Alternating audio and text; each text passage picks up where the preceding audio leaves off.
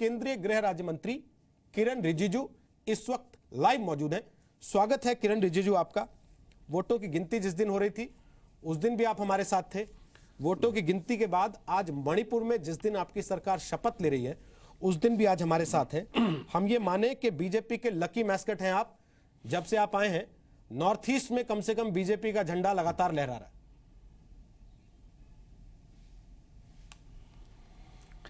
जी, एक तरफ से अच्छा शुरुआत हुआ है 2014 के बाद। पहले भी मैं सांसद बने थे, मगर 2014 के बाद जो लहर चला है मोदी जी का, वो पूर्वोत्तर में बहुत बड़ा असर पड़ा है। लेकिन 2014 में असम को छोड़ करके बाकी 7 राज्यों में मैं अकेला ही बीजेपी से लोकसभा सांसद बन करके आए हैं, बाकी तो सब हार गए थे। लेकिन उसके बाद एक नया विश्वास जो लोगों के मन में उत्पन्न हुआ है कि पूर्वोत्तर का अगर विकास हो सकता है तो नरेंद्र मोदी जी के नेतृत्व में बीजेपी ही कर सकता है। इसलिए आपको देखने को मिला इसके बाद अरुणाचल में कांग्रेस के लोग भी सब इस्तीफा दे करके बीजेपी आए। असम में पूरा बीजेपी पूर्ण बहुमत से सरकार बना। अब मणिपुर में वोट के परसेंटेज में भी हम कांग्रेस से आगे निकल गए। सीट में थोड़ा सा कमी रह गया, लेकिन अपने जो साथी है, बाकी जो छोटे छोटे दल हैं, वो लोग ने भी आकर के बीजेपी का समर्थन किया, तो आज हमारा सरकार बन रही है। इसके बाद मेघालय का चुनाव होगा। इस तरह से जो आपको देखने को मिल रहा है वो बिल्कुल साफ दिखाई देता है कि भारतीय जनता पार्टी जो है वो पूर्वोत्तर में बहुत बड़ी ताकत के रूप में उभर के आ रहे हैं। कांग्रेस कह रही है कि आपने लोकतंत्र की हत्या की है। सबसे बड़ी पार्टी आप नहीं थे, फिर भी आप सरकार बना रहे। उनको मौका तक नहीं दिया गया। देखिए, ये जो है ना, जो कांग्रेस का जो तथ्य है वो सही नहीं है। ये बीजेपी का अपना सरकार नहीं है, ये बीजेपी का नेतृत्व में गठबंधन सरकार है। जब किसी भी लोकसभा या विधानसभा का चुनाव होता है तो उसमें जो पब्लिक मैंडेट है वो फ्रैक्चर्ड है, किसी को बहुमत नहीं मिलता है, तो आपको मिलकर के ही सरकार बनाना है। आप वैसे तो नहीं छोड़ सकते हैं, बिना सरकार का तो राज्य नहीं चल सकते हैं। तो जब किसी दल को कोई पूर्ण रूप से बहुमत नहीं मिला तो ये तो एक सीधी सी बात है कि सबको मिलकर के ही सरकार बनाना है। अब कांग्रेस ने गवर्नर के पास जाकर के अपना जो मत है पेश करना चाहिए, अपना आंकड़ा देना चाहिए, कितने विधायक उनके साथ है और कैसे सरकार बना सकते हैं, उसका कोई ऑप्शन नहीं दिया। और बाहर में मीडिया के सामने में और कोर्ट में जाते हैं और कहते हैं कि उनको मौका नहीं दिया। मौका तो आपको लेना पड़ेगा। आप अच्छा, बीजेपी ने जो काम किया है अगर वो गैर संवैधानिक है तो आप बताइए, क्या वो गठबंधन सरकार बनाना गैर ये संवैधानिक है क्या? तो ये चीज़ जो है कांग्रेस को समझ में नहीं आ रहा है कि जो चीज़ उनको करना है वो नहीं करके कुछ और बातें को बना करके और बीजेपी को ब्लेम करना सही नहीं है। बीजेपी का दायित्व है अच्छा सरकार देना, और हमारे पास संख्या है, लोग एमएलए हमारे साथ जुड़े हैं, तो उस बल पर सरकार बना है। किरण रिजिजू, आपकी 2 बातों से मैं सहमत हूं। पोस्ट पोल अलायंस हो सकता है, इस बात से भी सहमत हूं कि बाकी दल आपके साथ आके जुड़ रहे हैं तो संख्या बल आपके पास ज्यादा है। लेकिन क्या आपको नहीं लगता कि जिसने भी सबसे बड़ी पार्टी के तौर पे चुनाव जीता है, कम से कम पहला मौका उसको मिलना चाहिए?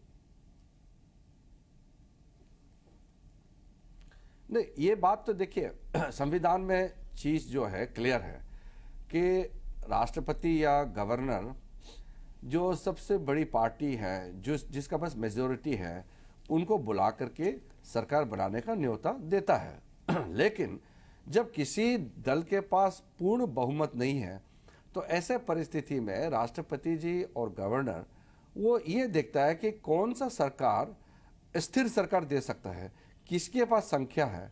तो अगर कांग्रेस पार्टी समझता है कि उनके पास संख्या है तो वो जा करके देना चाहिए। इसमें कोई लिखित तो है नहीं, ये कन्वेंशन है, इसमें लिखित तो है नहीं कि किसी के पास अगर बहुमत नहीं है तो किसको बुलाना चाहिए, ये लिखित नहीं है। कन्वेंशन जरूर है कि जिसके पास संख्या है उसको बुलाना चाहिए। मेरे ख्याल से अगर कांग्रेस गवर्नर के पास जाते और अपना सूची सबमिट कर देते कि ये हमारा विधायकों का ये संख्या है, तो उनको जरूर बुलाते। उन्होंने दावा पेश तक नहीं किया। मैंने यही कहा ना, इस बात को आप स्ट्रेस कीजिए कि सरकार बनाने के लिए आपको दावा पेश करना पड़ता है। और दावा पेश नहीं इसलिए किया कांग्रेस ने क्योंकि उनके पास संख्या नहीं है। इसलिए आज मणिपुर में भारतीय जनता पार्टी के नेतृत्व में जो सरकार बन रहा है वो संख्या के बल पर ही बन रहा है ना, वैसे बिना संख्या के तो हम सरकार बनाने का दावा तो नहीं कर रहे हैं। तो ये गैर संवैधानिक तो है नहीं बिल्कुल। लेकिन कल से किरण रिजिजू एक चुटकुला चल रहा है बहुत छोटा सा, मैं आपको सुनाना चाहता हूं। कांग्रेस कहती है मेरे पास विधायक है, मेरे पास वोट परसेंटेज है, मैं सबसे बड़ी पार्टी हूं, तुम्हारे पास क्या है? बीजेपी का जवाब आता है मेरे पास राज्यपाल है। तो क्या आप राज्यपाल के कंधे से बंदूक चला रहे हैं? यह आरोप लग रहा है आपकी पार्टी पर।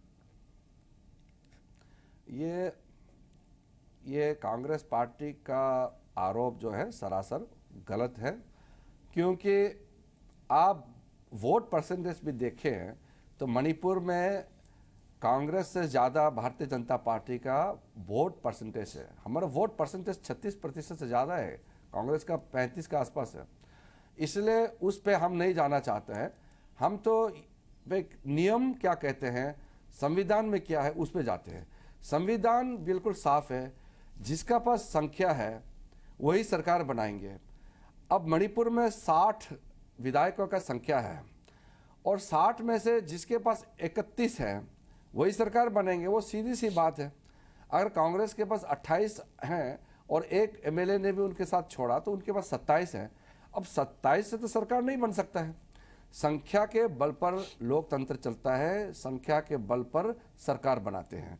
और भारतीय जनता पार्टी के पास पूरा संख्या आज सामने में आया है, तो हमारा जो सरकार बनाने का दावा है वो किसी भी रूप से आप उसको गलत नहीं ठहरा सकता है, ना ये गैर संवैधानिक है। ये बिल्कुल संविधान के स्पिरिट के अनुकूल है और इसको सब मिलकर के एक नया इतिहास भारतीय जनता पार्टी ने रचा है वहाँ पे मणिपुर में, कि पहली बार कि मणिपुर राज्य में भारतीय जनता पार्टी के नेतृत्व में सरकार बन रहे हैं।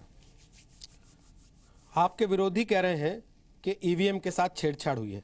हालांकि अरविंद केजरीवाल को लगता है कि दिल्ली और बिहार में वो छेड़छाड़ नहीं हुई थी, पंजाब में हुई है। मायावती को लगता है कि वो पंजाब में नहीं हुई, दिल्ली बिहार में हुई थी कि नहीं हुई थी पता नहीं, लेकिन उत्तर प्रदेश में हुई है। अगर छेड़छाड़ की संभावना थी ही तो मणिपुर गोवा में भी करा ली जाती, फिर तो क्लियर तो रहता मैंडेट कम से कम।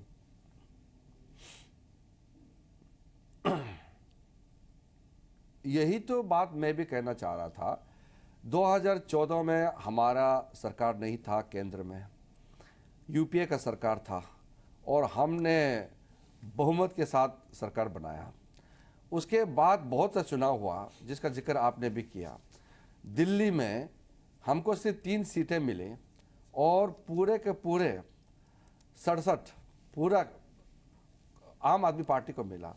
और आम आदमी पार्टी उस समय तो कोई ईवीएम का बातें नहीं कर रहे थे और ईवीएम मशीन तो 98 से चलते आ रहे हैं। उसके बाद जब से ईवीएम मशीन का इंट्रोडक्शन हुआ, मायावती सरकार बना 2 बार उत्तर प्रदेश में, फिर ईवीएम का चर्चा नहीं आते हैं। लेकिन अब क्योंकि उत्तर प्रदेश में एक बहुत ही विचित्र जीत जो भारतीय जनता पार्टी प्राप्त किया, जो आम आदमी या मायावती जी या कांग्रेस पार्टी ने कभी सोचा नहीं है कि मोदी जी का लहर इतना बड़ा हो सकता है, इतना जोर हो सकता है, उनका कभी उन्होंने अंदाजा नहीं लगाया होगा। तो उसके पास कोई चारा नहीं है, तो इस तरह का बातें करके लोगों को एक ध्यान जो है वहाँ भटकने के लिए इस तरह का बातें कर रहे हैं। इस पे बहुत सीरियसली हम लोगों को नहीं जाना चाहिए। हाँ, अगर किसी अधिकारी ने किसी ईवीएम मशीन के साथ छेड़छाड़ किया या किसी जगह में कुछ गड़बड़ हुआ या कभी कभी टेक्निकी कार्य वहाँ से कारण से कुछ गड़बड़ होता है तो उसका रीपोल होता है। उसका वो प्रक्रिया बहुत साफ है। इलेक्शन कमीशन ने जो प्रक्रिया रखा है वो साफ है और दुनिया भर में हिंदुस्तान का जो इलेक्शन का प्रोसेस है इसका कदर होता है। और हमारा इलेक्शन कमीशन जो है एक संवैधानिक संस्था है, इस पर कोई किसी भी रूप से आप प्रभाव नहीं डाल सकते हैं।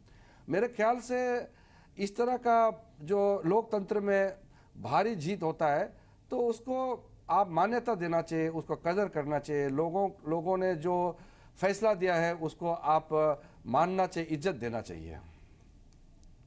मायावती कह रही है कि रीपोल कराइए, अगर हिम्मत है मोदी जी को लगता है कि वाकई उनकी लहर चल रही है तो दोबारा जीत के दिखा दें। और अरविंद केजरीवाल कह रहे हैं कि एमसीडी के चुनाव में ईवीएम हटाइए और बैलेट पेपर से चुनाव कराइए। आपका क्या कहना है इन दोनों के बयानों पर? लगता है अरविंद केजरीवाल चुनाव से पहले ही हार मान चुके हैं, क्योंकि कोई लोग तो चुनाव हारने के बाद बहाना बनाते हैं, ये चुनाव से पहले ही बहाना बनाने लग गया। तो इससे आप अंदाज़ा लगा सकते हैं कि वो बौखलाए हुए हैं। और पंजाब में उन्होंने जो चुनाव से पहले जो जश्न मनाने का कार्यक्रम शुरू किया था, उसके बाद वो चुनाव हार गए, तो उसको लेकर के इस तरह का बातें कर रहे हैं। मेरे ख्याल से हिंदुस्तान के लोग इतना भोले नहीं है, सीधा ज़रूर है लेकिन इतना भोला भी नहीं है कि वो अरविंद केजरीवाल जैसे जो बातें करते हैं, घुमा फिरा करके लोगों को गुमराह करने का कोशिश करते हैं। इस पे लोग आने वाला नहीं है, मैच्योर हो गया है। हिंदुस्तान 21वीं सदी में बहुत बड़ी ताकत के रूप में उभर के आ रहे हैं मोदी जी के नेतृत्व में। उसमें ये लोग जो है गड़बड़ उसको रोकने के लिए कुछ ना कुछ राजनीतिक दांव पेश जो करने का कोशिश करते हैं। मेरे ख्याल से लोग उस पर नहीं जाएंगे। लोग मोदी जी के नेतृत्व को पसंद करते हैं, वो कहे ना कहे हिंदुस्तान मोदी जी के साथ है, भारतीय जनता पार्टी के साथ है। लेकिन छिटपुट चीजें अभी भी ऐसी हो रही हैं किरण रिजिजू। आपने कहा कि नॉर्थ ईस्ट में बीजेपी की सरकारें आ रही हैं, वहां तेज गति से विकास होगा। आज ही खबर छपी है अखबारों में कि एक लड़की को फतवा उसके खिलाफ जारी कर दिया गया क्योंकि वो म्यूजिक कॉन्टेस्ट में हिस्सा लेने गई थी। क्या आपको नहीं लगता खासतौर पे असम में जिस तरीके का जनादेश आपकी सरकार को मिला है और जिन मुद्दों पे मिला है उसमें यह चीज बहुत अहम है जो आज आई है और इस पे सरकार को न सिर्फ रिएक्ट करना चाहिए बल्कि एक्शन भी लेना चाहिए? हाँ, ये जो खबर आप बता रहे हैं हमारा संज्ञान में भी आया है। मैं असम के मुख्यमंत्री जी से भी बात करूंगा। और सभ्य समाज में हमारा ये लोकतंत्र है और यहाँ पे इस तरह का कोई गलत तरीके से फातवा जारी करना और लोगों के जीने का तरीका और अंदाज में इस तरह का गलत एक धार्मिक भाव को सामने में रखते हुए इस तरह का बातें करना वो सही नहीं है। हम लोग बात करेंगे इसमें, क्योंकि केंद्र सरकार डायरेक्ट कोई कार्रवाई नहीं कर सकते इस मामले में, तो असम सरकार से मैं बात करूंगा। उत्तर प्रदेश के मैंडेट के बाद बहुत से लोगों को ऐसा लगता है कि मुस्लिम महिलाओं ने बीजेपी को वोट दिया बड़ी तादाद में, खासतौर पर ट्रिपल तलाक के मसले पर।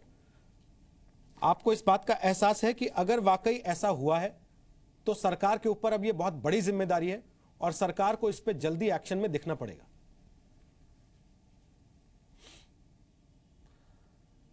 ये बहुत बड़ी बात है। वैसे तो हमने टुकड़े में किसने किसको कितना वोट दिया उतना डिटेल अभी हाथ में नहीं है, लेकिन जो आप कह रहे हैं अगर वो सही है और ऐसा दिखता भी है, ये बहुत बड़ी उपलब्धि है देश के लिए। सिर्फ ये भारतीय जनता पार्टी के लिए नहीं है। एक देश में चाहे पुरुष हो महिलाएं हो, चाहे कोई धर्म के हो कोई जात के हो, सबको बराबर का दर्जा मिलना चाहिए। भारतीय जनता पार्टी का जो स्टैंड है वो बहुत ही क्लियर है कि चाहे वो हिंदू हो मुस्लिम हो कोई भी हो, आप आसानी से धर्म का आड़ में आप तलाक दे देते हैं तो उसमें उस महिला को जो इस कारण जो कठिनाई को झेलना पड़ेगा, समाज में उसको जो दर्जा मिलना चाहिए वो नहीं मिलता है और वो उस कारणों से उसका ज़िंदगी बर्बाद हो जाता है, तो उसके लिए सोचना सरकार का जिम्मेदारी होता है।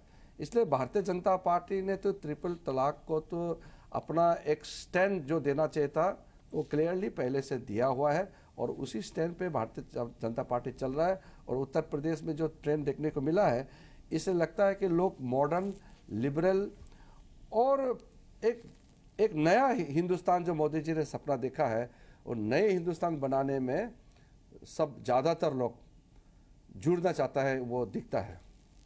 सर, इस पे स्टैंड से ज्यादा रोड मैप की जरूरत है, आपको नहीं लगता? क्या वो रोड मैप है आपके पास? नहीं, सरकार के पास रोड मैप तो है, क्योंकि जब प्रधानमंत्री जी ने घोषणा किया कि सबके साथ सबका विकास, तो हर वर्ग, समाज में हर वर्ग के लिए कोई ना कोई कार्यक्रम बना हुआ है। और आप बारीकी से देखेंगे जितने भी कार्यक्रम पिछले 2.5 साल में हमारे सरकार ने लॉन्च किए हैं उसका आप देखेंगे वो सबको कवर होता है, किसी को लेकर के कोई ये आशंका नहीं होना चाहिए कि कोई छूट रहा है, कोई नहीं छूट रहा है और इसी में जुड़ रहा है। अगर महिला जुड़ रहा है तो भी वो देख रहा है कि मोदी जी का सरकार जो है हमारे लिए अच्छा सरकार है, और युवा हमारे साथ जुड़ रहा है तो उस युवा को लगता है कि हमारा भविष्य मोदी जी के सरकार वो हमारे लिए चिंता करता है। और जो हमारे जो बुजुर्ग लोग हैं वो भी अगर जुड़ता है तो वो भी सोचते हैं कि हमारे भविष्य के लिए, हमारा जो बुढ़ापा में जो हमारा देखभाल के लिए मोदी जी का कार्यक्रम ठीक है। तो इस तरह से हर जो वर्ग के लोग, हर क्षेत्र के लोग, हर धर्म के लोग सब जुड़ना चाहता है, क्योंकि सरकार ने मोदी जी के नेतृत्व में भारतीय जनता पार्टी का एनडीए सरकार जो है ये काम कर रहा है, इसी के चलते ही सब जुड़ रहे हैं। तो रोड मैप तो बना हुआ है और आप सरकार का कार्यक्रम देखेंगे तो रोड मैप उसी में ही दिखाई देंगे। सरकार के कार्यक्रम में तो वो road map uniform civil code की तरफ लीड करता है सर। हमारा तो स्टैंड पुराना है, आप तो जानते हैं भारतीय जनता पार्टी का स्टैंड पुराना है कि सबको एक समान दिखता है, इसलिए यही नारा को आप समझ लीजिए कि सबके साथ सबका विकास, मतलब सरकार के नज़रों में कोई भेदभाव नहीं होना चाहिए, सब बराबर है और सबका उत्थान होना चाहिए। भारतीय जनता पार्टी का स्टैंड तो क्लियर है सर, केंद्र सरकार का स्टैंड क्या है यूनिफॉर्म सिविल कोड पर? वो तो आपको पता ही है, भारतीय जनता पार्टी का तो स्टैंड तो जो आपने देखा है हमेशा से कंसिस्टेंट रहा है।